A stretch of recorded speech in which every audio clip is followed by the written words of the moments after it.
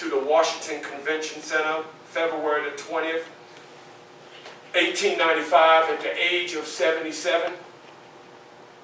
And as I'm on this Indy carriage, and we're riding, when I say carriage, that means horse-driven. And when we get to the convention center, I hear the driver going, whoa, as he brings the horses to a halt. And the door opened, and to my amazement, who's there to help me get out that carriage? No other than Susan B. Anthony, who was a good friend of mine. And she helped me into the convention center. And when I got into the convention center, I sat up on stage. And I got up and I spoke my piece. And matter of fact, this convention that I was at was for women's suffrage, fighting for the freedom of women. And as it was all over, yes, the same Susan B. Anthony helped me to my car, back to the carriage. And when I got in the carriage took off and we made it back to my home.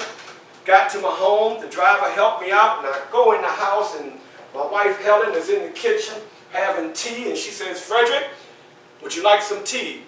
And I said, no, Helen, I'm going to go upstairs and rest because I got another engagement pretty soon, so I need to get my rest. Well, as I took that first step, I kind of jerked a little bit, and as I went to take the second step, I fell because I had had a major heart attack. And that's where I died. Even though I was gone, it was not over.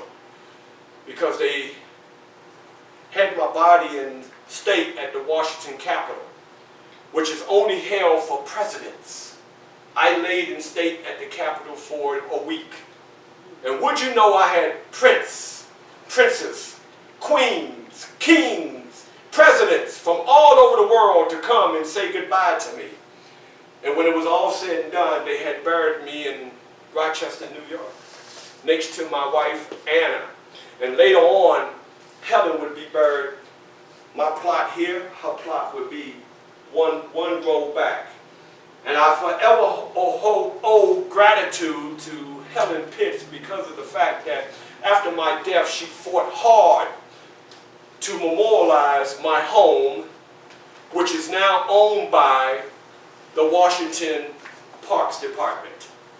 And every 10 years they go in and renovate it. And I also must say that, even though I didn't say it in my monologue, that in 1845 my first book, The Narrative and Life of Frederick Douglass, came out.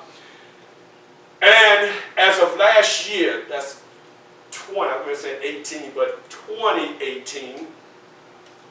the northern tier of this country, their school systems have passed a law, if you will, that starting next school year, that would be 2020 to 2021, that Frederick Douglass will be instituted in their schools as a curriculum.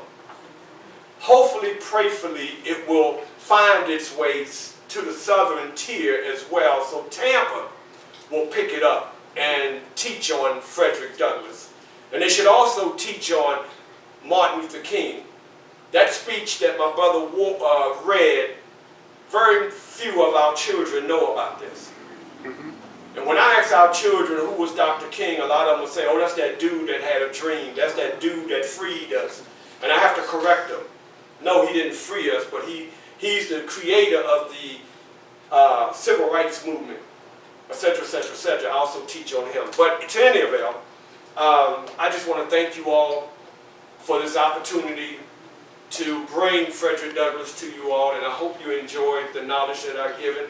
And I must say that I want to thank God as well for giving me this, because Frederick Douglass has taken me just about all over America, straight from Tampa, Florida. So it has been a gift, and I will say look out for my new book that is on its way out, Motivational Moments, that there's a few great people that are listed in this book because of what they have done and how they inspired my life.